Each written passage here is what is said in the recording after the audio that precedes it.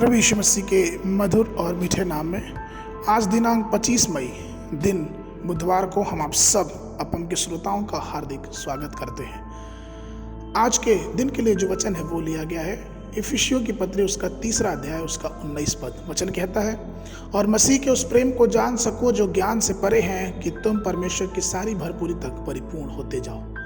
प्रभु मेरे प्रिय लोगों, ईश्वर का प्रेम मानव ज्ञान की सीमाओं से परे है। उस प्रेम की चौड़ाई और लंबाई और गहराई हम आप कभी नहीं समझ सकते। जिस तरह से हम स्वर्ग के सभी सितारों को एक साथ देख तो सकते हैं लेकिन हम उसे गिन नहीं सकते, ठीक उसी प्रकार से अपनी सीमित मानवीय ज्ञान के द्वारा हम कभी परमेश्वर के प्रेम को पूरी तरह से समझ नहीं सकते।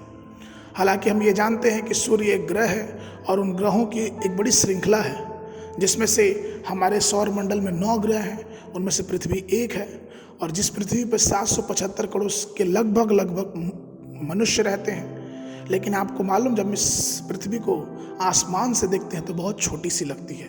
यहाँ तक कि इसकी आबादी हमें ऊपर से दिखाई तक नहीं देती।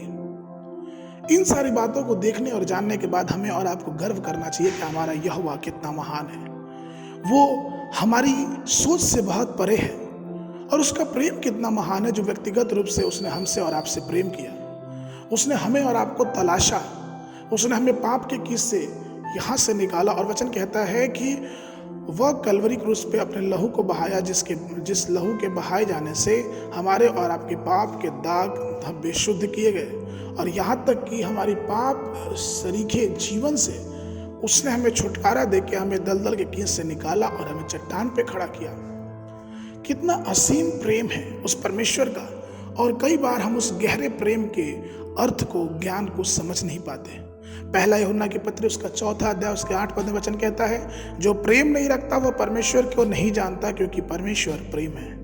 इससे पहले कि दुनिया की नींव रखी गई, इससे पहले कि हम दुनिया में आए, इससे पहले कि हमारा जन्म हो, इससे पहले कि हम पाप करें, बीमारी और अधर्म को सहन करें, इन सब बातों के पहले ही परमेश्वर की योजना में हम मौजूद थे, और उसके अद्भुत प्रेम की कल्पना के अनुभव में हम मौजूद थे। और इसीलिए तो वचन कहता है कि पृथ्वी के प्रारंभ से पहले ही वो मेमना बलिदान किया गया।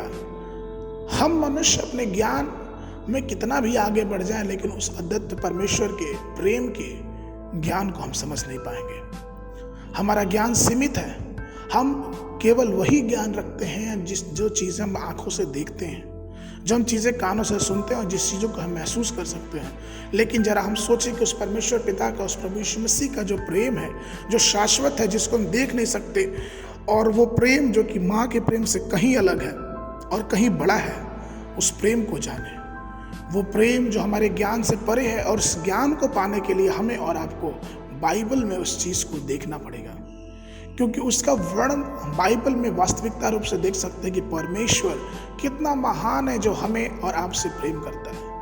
तो आइए परमेश्वर के प्रिय लोगों, हम वास्तविकता के बातों को जानें और उस परमेश्वर के बहुमूल्य प्रेम को अपने जीवन में महसूस करें, जो हमें मसीह के द्वारा मिलता है, और उस ज्ञान को परमेश्वर के वचन में ढूंढें।